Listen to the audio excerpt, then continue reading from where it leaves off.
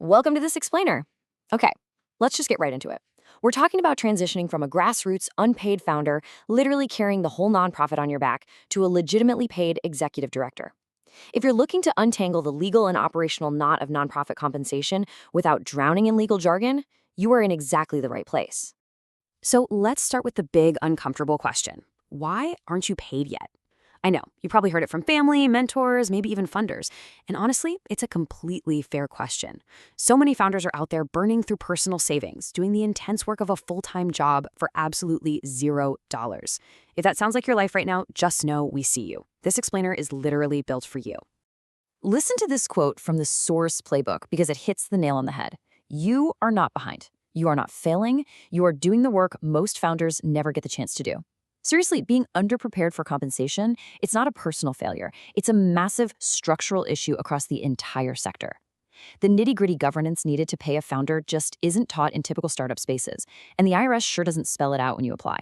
You aren't failing, you just haven't been handed the map yet. Well, consider this your map. Here's exactly what we're going to cover. First, the unpaid founder reality. Then, the rules of compensation, followed by the 6 readiness pillars. After that, we'll hit governance and documentation, and wrap up with the transition roadmap. All right, jumping right into section 1, the unpaid founder reality. Does this look familiar? This is the absolute classic pattern for early-stage nonprofits. You've got your 501c3 status, sure, but 0 legal counsel. The board, it mostly exists on paper, or maybe in a group chat, right?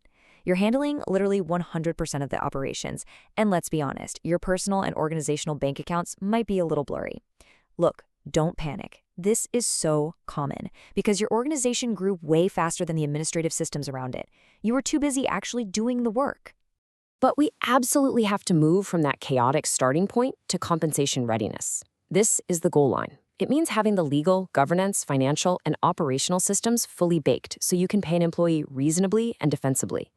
And getting here means we have to completely ditch the myth of founder martyrdom, that whole idea that leading for free makes you more virtuous. It's nonsense. It's unsustainable, and it drains incredible talent out of the sector. Okay, let's talk mechanics. Section 2, the rules of compensation. Did you know the IRS actually gives you a playbook for this? It's a safe harbor process. Think of it as your legal force field. If you follow these 3 steps, the IRS legally presumes your pay is reasonable. Step 1, independent approval, meaning disinterested board members make the decision while you, the founder, are literally out of the room. Step 2, comparable data. The board has to look at least 3 sources of what similar organizations pay. And step 3, contemporaneous documentation. The whole thing has to be written down in the board minutes right when it happens. You know, most founders don't get in trouble for taking too much money. They get in trouble because they completely skip step 3. No paper trail, huge problems. We definitely need to talk about the legal traps too, because they are severe. Private inurement is when insiders personally benefit beyond what's reasonable. The penalty? Losing your 501c3 status entirely. It's basically a corporate death sentence. Then there's an excess benefit transaction, which is when a disqualified person, like you, the founder, gets more than is reasonable. The penalty there is a massive 25% excise tax on you personally, and maybe even a 10% tax on the board. Yet you absolutely do not want to mess with either of these. Now, here's a super common trap. A lot of founders try to classify themselves as a 1099 contractor, just to keep things easy. But think about it. An executive director runs the show, the relationship is indefinite, and they provide core mission services. That almost automatically makes you a W-2 employee in the eyes of the IRS. Calling yourself a 1099 when you're acting like an ED is a dangerous misclassification, and it will trigger some very painful tax bills later on.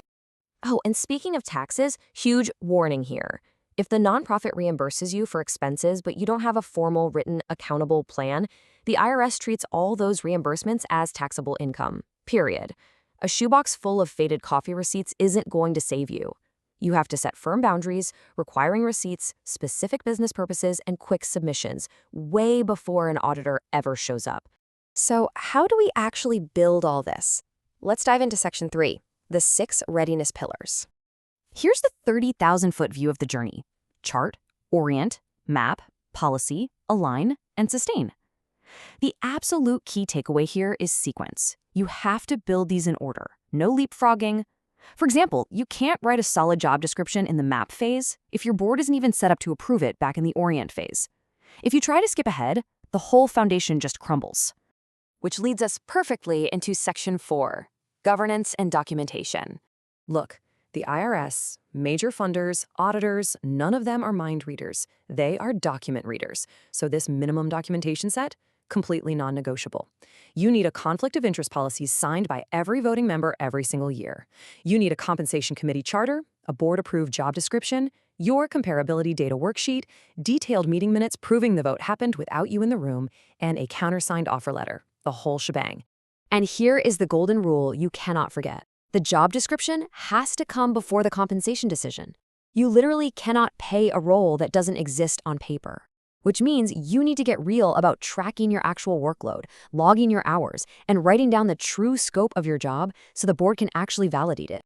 Once that job is on paper, you need the hard data to prove the salary makes sense. Where does that come from? Public Form 990s of similar nonprofits, sector-specific salary surveys, or even just calling up peer organizations? Just remember the IRS magic number. You need at least 3 comparable sources. And please be disciplined here. Save the URLs, write down the budget sizes, record the exact dates you pulled the data. Trust me, you're not going to remember any of that 2 months from now. All right, let's map out the timeline in Section 5, the transition roadmap. We've got to set some realistic expectations here. Getting that first paycheck is a progressive phase. It's not an overnight switch. After years of grinding for free, it takes months just to build the basic governance and operational plumbing. And look at this. Most grassroots founders actually start out in a part-time paid role. Building the financial runway is part of the process. A full-time market rate salary, that usually doesn't happen until year 2 or 3 of being paid. So how do you know exactly where you are on that timeline? The playbook uses a 24-point compensation readiness scorecard. It's basically a diagnostic tool that stress tests your legal, governance, and personnel setup. You score your nonprofit out of 24, and it tells you exactly how close you are to that first totally compliant paycheck and exactly which gaps you still need to plug. Bringing this all full circle, I really want to hammer home this core truth. The idea that nonprofits can't pay their founders is just a myth. It's completely false and it damages the sector. You are absolutely allowed to pay yourself as long as it's reasonable, approved independently, and locked down in writing. Which brings us to the ultimate question. Are you ready to legally, sustainably step into paid leadership? The framework is right here. The rules are clear. That structural gap that's been holding you back is 100% solvable. Your mission needs you, yes, but it needs you supported, healthy, and compensated. Don't let your organization run on your martyrdom for one more day. Dive into the playbook, score your readiness, and start building your infrastructure today. Thanks so much for hanging out with me for this explainer.